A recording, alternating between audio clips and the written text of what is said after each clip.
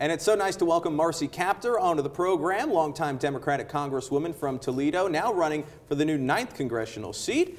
Thank you so much for being with us this morning. It's a real pleasure. Thanks, Michael. Now, you've served Toledoans for a very long time, and lots of a big part of Northwest Ohio for a long time. You're faced with this new district here with new opponents.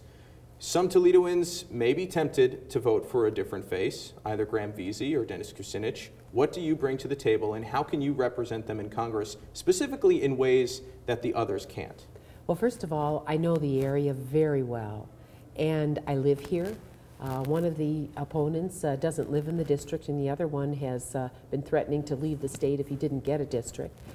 So I live in the district. I want to serve the district. I know the district. I know its needs.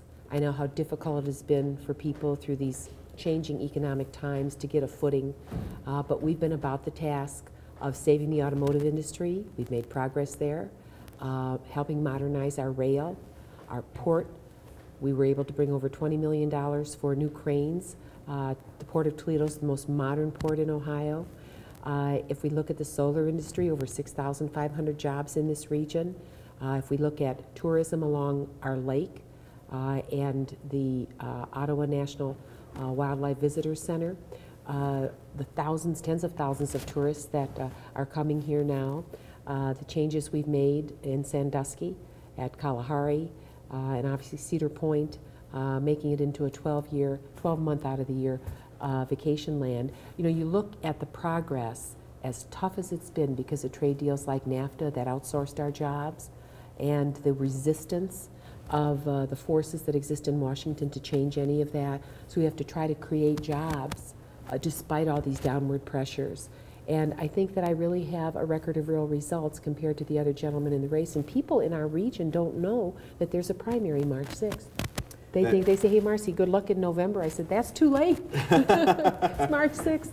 Gotcha. It's only a little more than a week away at this point. And that's right. You mentioned your competitors here, and one of them is new to at least congressional politics. One of them has a long tenure as well in the House. Now, DavisBesse has his new tagline is Congresswoman Status and Congressman Quo, and likes to paint you two as the status quo. There is a lot of deadlock on Capitol Hill right now. How do you respond to his argument that being there for so long will make it more difficult to affect change? Well, he stated that he will only stay in Congress for 8 years, and I told him, I said, you know, it took us 16 years to build the World War II memorial. It took me 10 years to get on the Appropriations Committee. It isn't like you might think it is. It's a very long, tough slog. And I'm now number 2 on a committee called Appropriations that are responsible for all the federal agencies. I serve on transportation and housing, defense and agriculture, as well as the Budget Committee. These are very important placements for our region. And so when we look at the future and we think about saving the turnpike and not cashing it out, if you think about our region and our ability to compete in the transportation sector and to continue to modernize facilities like our port, like our airport, to try to position ourselves to compete in the new economy, those are really critical positions. Our housing all along the lake has so many difficulties because of what Wall Street did to our community and you know what they did across this country, trying to resurrect the salvageable housing stock and get rid of abandoned units that are bringing property values down for everyone. I sit on the committees that can really make a difference. And then with programs like the Senior Farmers Market Coupon Program, our region of Ohio has tens of thousands of seniors that benefit from that when other parts of Ohio don't. It's the seniority that I bring and the focus on this region that makes a difference. And quite frankly, it's a voice not just for our region, but it's a voice for the Great Lakes, because if I look to my left and right on the committees on which I serve, there's no one from the Great Lakes. So I'm the voice for stopping the Asian carp for getting into Lake Erie. I'm the voice for continuing to fight for energy independence for America. I'm the voice for continuing to fight to renegotiate NAFTA and China trade deals that have harmed our economy so much, and for opening closed markets like China's. Those voices are rare on Capitol Hill. And I really believe that I have the experience that has allowed me to produce real results for this district. The other individuals really can't. You've made a couple references now to NAFTA and saying that it's hurt the economy here in America. A lot of folks would agree that it's led to the outsourcing of a lot of jobs. Jobs, undoubtedly, the #1 issue in races across the country here. What can you do in Congress to bring jobs back to this area? Well, first of all, I agree with President Obama that we have to incentivize investment in the USA. So often our tax code has made it okay for companies to outsource production and then U-turn those goods back into the United States. I believe in making sure that those companies that are patriotic capitalists are rewarded for that. I think also we need to renegotiate those trade agreements. Where an agreement is not working and it's out of balance for 3 years in a row, I have a bill, go back and renegotiate it. Why should it cost $85,000 per Cherokee in China? They have market barriers to our products, and one of the reasons we have fewer jobs and slow job creation is because so much production is being done elsewhere and then just brought right back here. And we can't have our tax code supporting that. And so, moving on for a moment here, you mentioned energy independence. Yes. And the need for that. We've seen a couple developments recently. One, the green light to a new nuclear reactor in America, the first in decades. And then locally, we have this issue with DavisBesse. And I'd like to know your stance on DavisBesse, the problems that we've all seen develop there with the cracks and everything else, and where you see, how you see the future of DavisBesse and how you see the future of the energy solution specific to our area. Well, first of all, America needs to play the energy card on all keys. We just can't depend on one sector. Here locally, we're served by the DavisBesse power plant, which since I was first in office, we've been trying to get tougher regulation to make sure that we had the jobs in this region, but also robust regulation. And we've had problems with that plant over the years.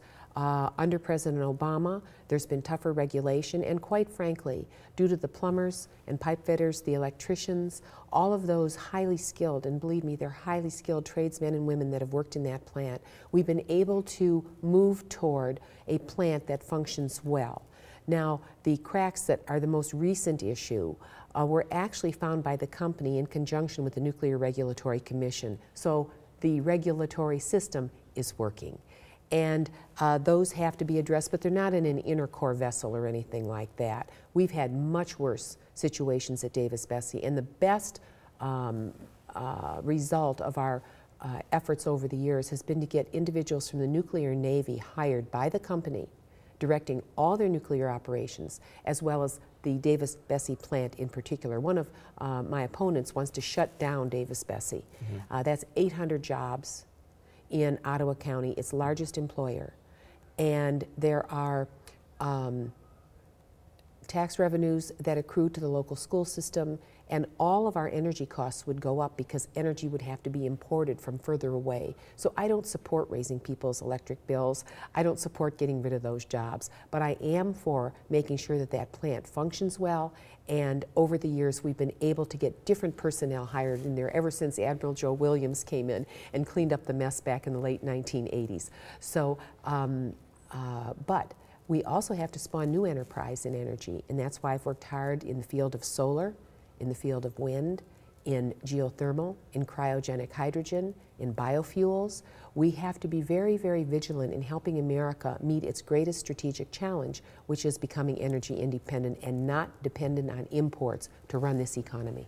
Are you satisfied that DavisBesse, as it stands right now, is safe? Because in my conversation with Mr. Kucinich, who said fix it or shut it down was his opening response to that, and he certainly seems a lot more skeptical of the responses that the community gets from DavisBesse and even possibly some of the NRC, depending how you read into certain of his comments. So are you comfortable? Well, yes, I am. And he's a Johnny-come-lately to this issue. He hasn't represented the region before, and I think he may have a lot to learn about it. And I don't believe in scaring people unnecessarily. I think that in the other situations that we've had, where we had a lack of a water system backup, where we had the head on the nuclear reactor eaten through by the reactants inside the central chamber. Those were much more serious, and they were found, the second situation, by the workers themselves during shutdown. So you can try to inflame the public and get everybody all upset, but I think there have to be cool heads on this one, and the most important thing that we can do is to make sure that it's well regulated, and that's why these cracks were found. And it's not, and the company's cooperating. They're trying to get to the bottom of what's gone on here. And we'll fix this just like we fixed other things at the plant. But I think one thing we do need in this region, I do think we need a nuclear training program, because our workers go all over the country. They just don't repair this facility and manage this facility. And we've been unable, through the fines placed on DavisBesse in the past, to do that. But that's a very constructive, job-creating effort that we could embrace here. And to date, the Nuclear Regulatory Commission hasn't seen fit to do that. And it's one of the fights. I would love to have my colleagues join us in that fight. One last question here on health care. By the time the November election rolls around, the Supreme Court is expected to have already decided on the constitutionality of the individual mandate. The issue, even with the reform bill having passed, seems to constantly be debated and will seemingly continue to be debated through the next congressional session. Where do you see it going? What would you like to do with it as we stand now and as it moves forward? What would you like to see the health care picture look like? Well, first of all, I want to take the worry off any family or worker or person in this country that if they get sick, they won't be taken care of. This bill provides that possibility. If we could land a man on the moon, we can certainly figure our way through this one. And under the bill that was passed, those people that have pre-existing conditions can now get insurance. If you have a child up through the age of 26 and in Ohio 28, you can cover them on your insurance. If you're a senior citizen, you can get checkups, mammograms, you can get prostate screenings annually at no cost. For seniors, the prescription drug donut hole will be closed by the end of this decade.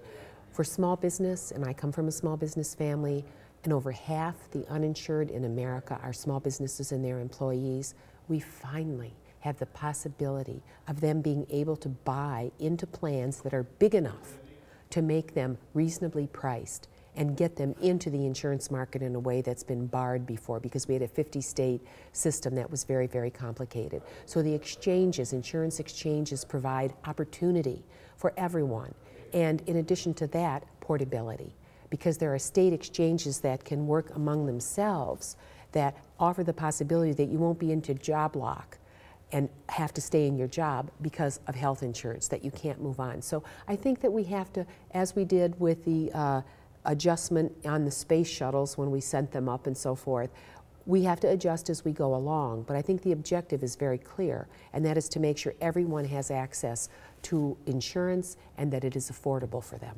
One of the debates on that continues to be about its effect on the deficit, even with the independent government report saying it would reduce the deficit over 10 years. There are many on the Republican side of the aisle, and a lot of independents as well, who are concerned about the effect any entitlement program currently and will continue to have on the federal deficit and yeah, our liabilities in the future.